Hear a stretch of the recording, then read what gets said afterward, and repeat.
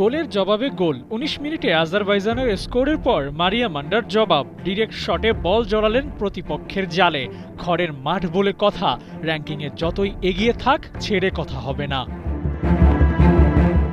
শক্তিমত্তা এগিয়ে আজারবাইজান, কিন্তু মাঠটা বাংলাদেশের। হোম ক্রাউডে নিজেদের সেরা ফুটবল খেলার পণ করেই নেমেছে পিটার বাটলারের শিষ্যরা। শুরুর দিকে সফরকারীদের সহজাত খেলাটা খেলতে দেয়নি আফিদারা। মাঝ মাঠ থেকে ডি বক্স পুরোটাই ছিল বাংলাদেশের দখলে। দ্বিতীয়ার্ধে ফিরে ব্যবধান বাড়ানোর চেষ্টায় মরিয়া হয়ে ওঠে বাংলাদেশ। হেডে গোল করার দারুণ সুযোগ পেয়েছিলেন মনিকা চাকমা। লক্ষ্যটা ঠিকঠাক রাখতে পারলে এগিয়ে থাকাও হতো, কিন্তু এই ম্যাচে ডিফেন্সটা কড়াকড়ি ছিল আজারবাইজানের। বাংলাদেশের বেশ কটা অ্যাটাক রুখেও দিয়েছে জেফারজাদার দল। শেষে সফরকারীরা সানিয়েছে কঠিন আক্রমণ, আর তাতেই ছিন্ন বিচ্ছিন্ন হয়ে গেছে বাংলাদেশের ডিফেন্স লাইন। ম্যাচের বয়স যখন ৮৪ মিনিট, তখনই গোল করে সমতার ডেডলক ভাঙল আজারবাইজান। কিন্তু নিজেদের নামের পাশে ২-১ গোলের জয় নিয়েই মাঠ ছাড়ল ওরা।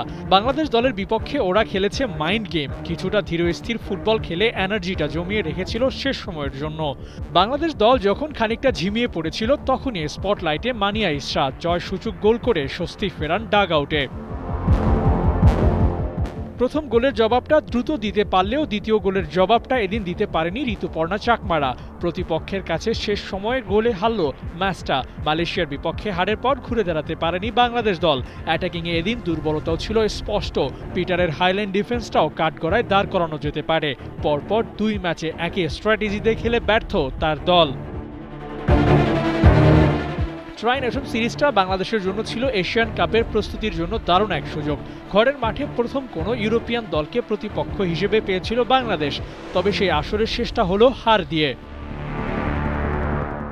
আবু নাইম, ৭১।